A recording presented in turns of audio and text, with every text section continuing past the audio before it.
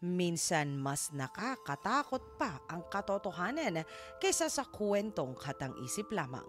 Ibabahagi ko sa inyo ang kwento ng mga isinumpang mga bagay. Ang baul. 150 taon na ang nakararaan nang inutusan ng among si Jacob Cooley ang kanyang alipin na taga-Africa na si Jose. Ayon sa amo, ay igawa ng kahoy na baul ang kanyang paborito na anak. Agad namang tumalima ang alipin sa utos ng kanyang amo. Agad na ginawa nito ang baul, ngunit imbis na matuwa, tila hindi nagustuhan ng amo ang kanya na ginawa.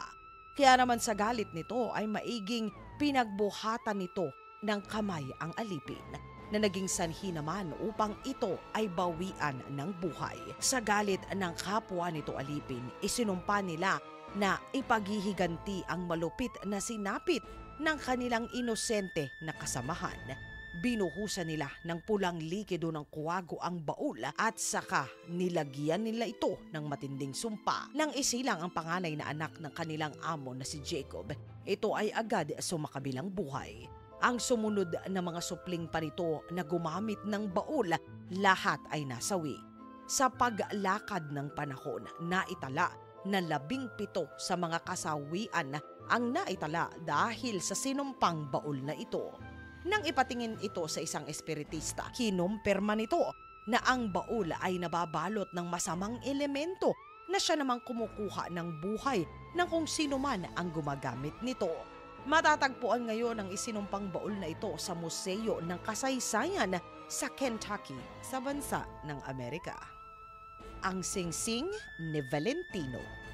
Nang panahong 1895 hanggang 1926, itinanghal na ang isa sa pinakasikat na aktor ng kanyang kapanahunan ay itong si Rudolph Valentino. Pinsan ipinakita nito sa kanyang kaibigan ang antigong singsing na kanya naman daw na nabili. Ayon sa kaibigan niya na nang hawakan niya ang singsing ay isang masamang pangitain ang kanyang nakita. Sa pangitain ay kanya mismong kaibigan na si Valentino ay maputlang maputla at tila ba hina na hina. Agad naman na sinabi niya ito sa kanyang kaibigan.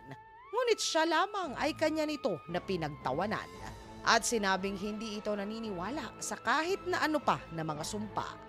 Makalipas ang 2 linggo pumanaw si Valentino dahil sa sakit sa bituka sa edad lamang nito na 31 taong gulang. Matapos na mailibing ang pinakamamahal na kinakasama, nakuha ng nobya nitong si Valentino ang singsing. Ayon sa kaibigan ng aktres na si Paula Negri, nakikita nilang suot nito ang singsing ng nasira na si Valentino. Ngunit matapos lamang ang 1 buwan na balitaan nila na biglang nagkasakit si Paula na hindi namang kalaunan ay binawian din ng buhay. Nang gawing pelikula ang buhay ng sikat ng aktor na si Valentino, isinuot naman ng aktor na si Russ Colombo ang singsing nitong si Valentino. Ngunit makalipas lamang ang 3 mga araw, nadamay ang aktor sa serye sa pagpapaulan ng bala sa piging na pinuntahan niya. Kaya naman ito ay nasawi ng wala rin sa panahon. Binili ng gangster na si Joe Casino ang singsing. Ayon sa kanya na hindi nito susuotin muna ang isinumpang singsing. Hihintayin nito ang binayaran niya na espiritista upang linisin ang sumpa ng singsing na nabili niya. Matapos ang ritual ayon sa espiritista na nagtagumpay siya na alisin ang masamang elemento na nakakapit sa singsing. Kaya naman maaari na itong suotin ng ligtas. Matapos lamang ang 5 araw, nasawi ang gangster na si Joe sa isang kakaibang aksidente sa motor. Nang taong 1960, bigla na lamang naglaho ang kinatatakutang singsing sa merkado. At magpasa hanggang ngayon, walang nakaalam kung na kanino ito at kung ano nga ba ang nangyari sa sinumpang singsing na ito. Ang isinumpang kama. Sa tindi ng sumpa ng kamang ito ay kasama ito sa palabas na Ang Unsolved Mystery sa Amerika.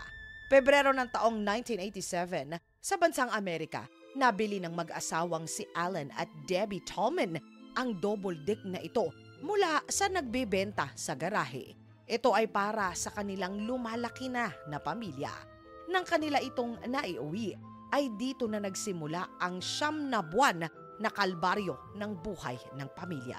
Makalipas lamang ang 1 linggo, isa-isang naging sakitin ang mga supling ng mag-asawa. Kung hindi salitan ay nagsasabay-sabay pa ang mga ito. Isang gabi, napansin ng ginang na habang inaapoy ng lagnat ang isa sa kanilang supling ay mag-isang naglilipat ng estasyon ang radyo. Nang binunot ng ginang ang saksakan, nagtaka ito na nanatiling bukas ang radyo. At tuloy-tuloy pa rin ito sa paglilipat ng mag-isa ng estasyon. Isang gabi nagising ang mag-asawa sa matinding hiyawan ng kanilang 2 anak sa kabilang silid. Nang agad nila itong puntahan, nagulantang sila nang sabihin ng 2 na may nakita silang tila ba mangkukulam sa paanan ng kama na kanilang kinahihimlayan. Dahil dito nagpasya ang mag-asawa na pabindisyonan ang nabili nila na kama.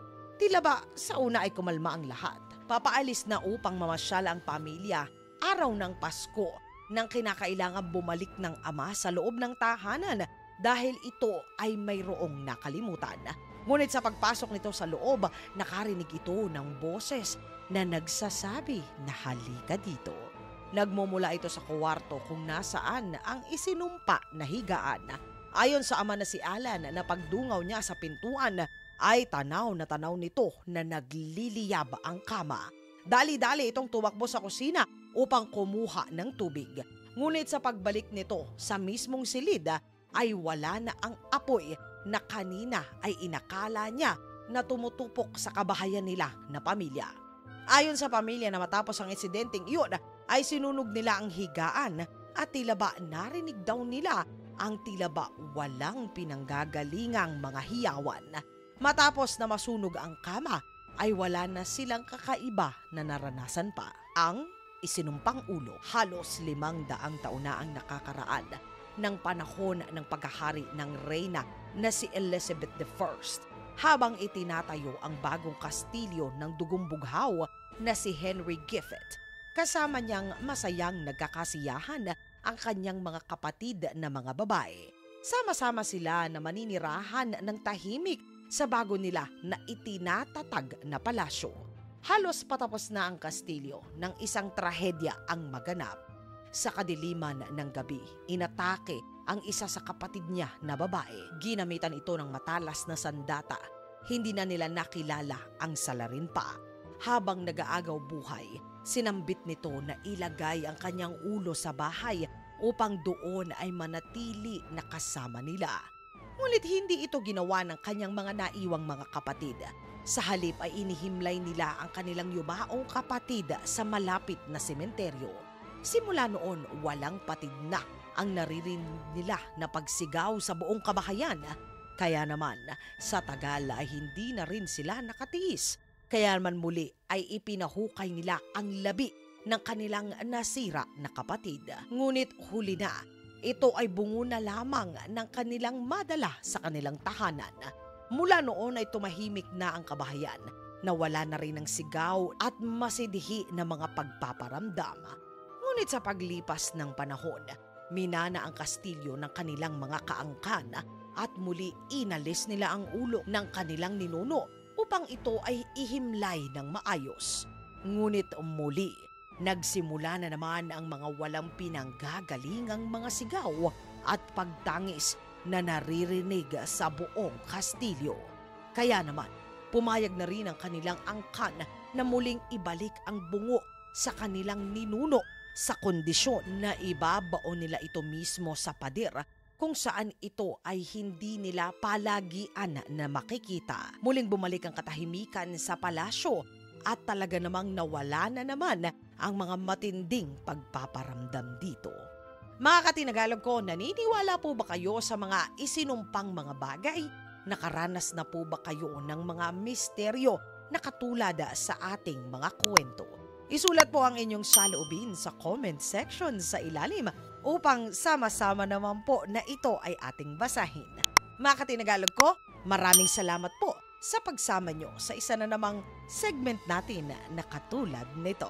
Magkita-kita pong muli tayo sa mga nakakatakot na mga kwentuhan na katulad nito.